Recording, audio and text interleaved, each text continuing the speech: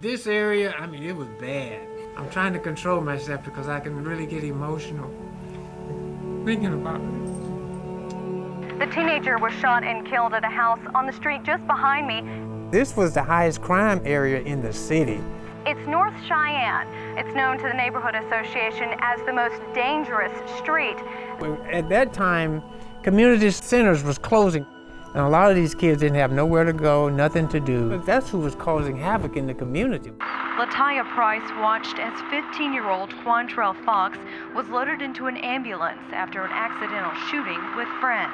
In 1998 was when my husband and I, we were driving out this way one Saturday morning. Right. We had just read the newspaper about a death of a young person that had been killed by a gang, and we knew we needed a place out here in North Tulsa, so we prayed for a place we could help people. Outreach ministry. Outreach, And so right after that, an interesting thing happened. A couple of ladies called us and they said, we've got some land in North Tulsa that we would like to donate to you all to build some kind of a center out there that people could come to get help. My husband said, well, where is it? And she said, well, it's out at 46 in North Cincinnati. Here we realized this is where we called in land. And when we prayed. I was a realtor, and Pastor Billy Joe knew that. And he said, well, I think that you're anointed to go and try to get the proper paperwork to be able to build a facility in North Tulsa.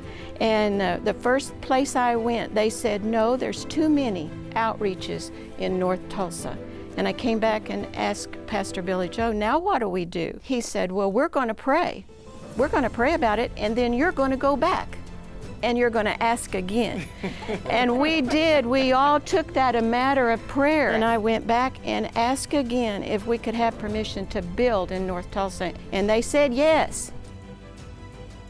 I remember Pastor Billy Joe was on a television show. He was thinking of naming it the Dream Center from the very first Dream Center in Los Angeles, which was built by Pastor Tommy Barnett of Phoenix and his son Matthew. Sent Pastor Tommy Barnett a message saying, can we call our outreach center Dream Center? And he was live on TV at the time. And Pastor Tommy Barnett said, oh, by the way, Billy Joe, yes, you can call it Dream Center. Right, in the middle of their interview, he just says that. Everything seemed to start coming together. We want to welcome all of you that have helped build the facility. We want to thank you for all the seeds that you have sown. Before we opened the building, we would knock on doors throughout the community.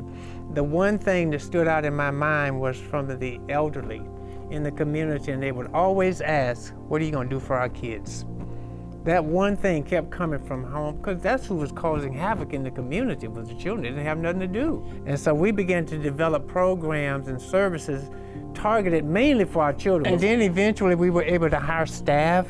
Now we have an education program that's known nationwide for what we're doing to be able to help these kids. And some of them have gone on to college and got degrees. Jason has been in my life ever since third grade. I was a trouble kid, and it was hard, single parent home. My mom raised my sisters and me.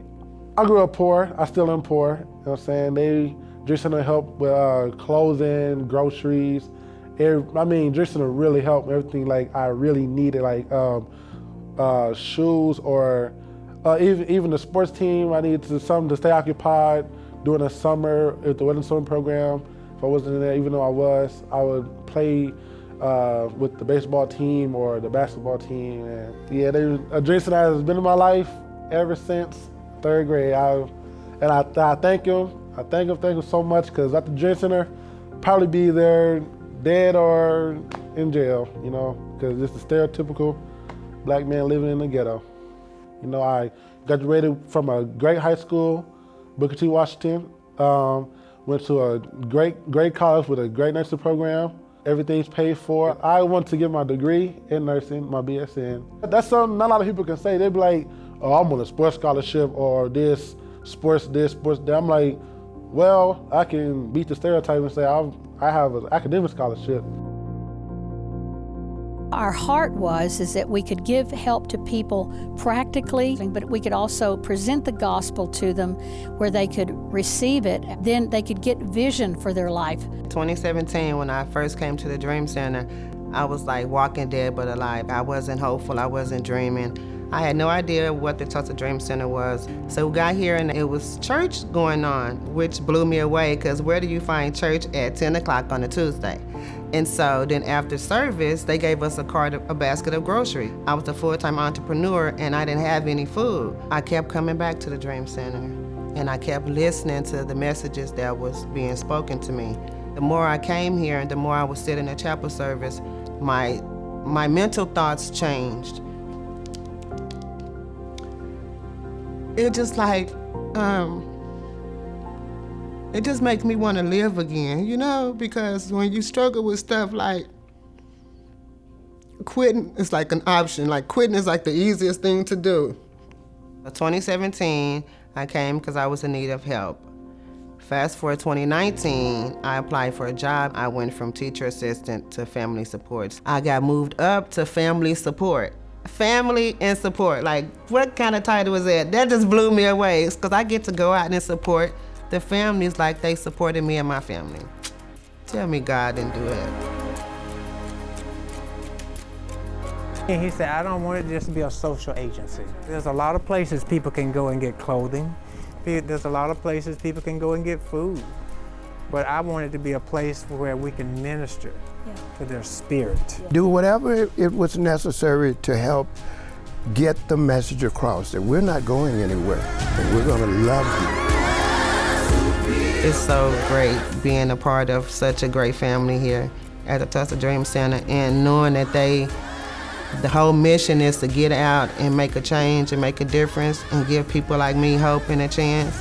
So I am forever grateful and so humble to be here. I think the Dream Center, because it's like my second home, you know. Whenever I need, Dream Center got me.